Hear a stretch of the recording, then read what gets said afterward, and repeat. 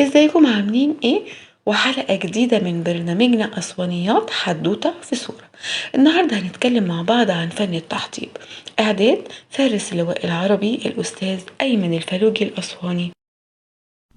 أعوذ بالله من الشيطان الرجيم. بسم الله الرحمن الرحيم. قال هي عصاي أتوكأ عليها وأهش بها على غنمي ولي فيها مآرب أخرى. صدق الله العظيم. بالنسبة لفن التحطيب، تأتي الكلمة من أصلها الحطب أو لعبة العصا كما يسميها أهل الصعيد. ولعبة التحطيب ما زالت تنتشر في جميع قرى الصعيد. إن العصا المستخدمة في فن التحطيب ليست عصا عدوان، ولكنها عصا محبة متوارثة من الأجداد، ويمارسها العديد من أبناء الصعيد.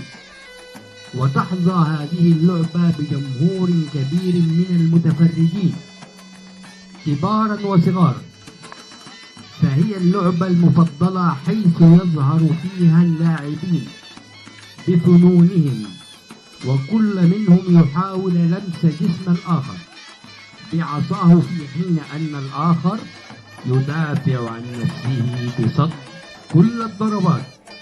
وكذلك يتبادلون الدفاع والهجوم على حسب قوانين اللعبة، وقوانينها وخطواتها معروفة لدى اللاعبين والمتابعين للمبارزة.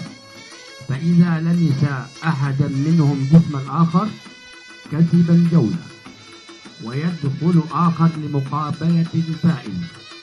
ولا تحمل الجولة أي مظاهر عنف، بل تقوم على الاحترام المتبادل والصداقة والشجاعة والفخر. وتمارس لعبة التحطيب في المناسبات الدينية والشعبية والأفراح.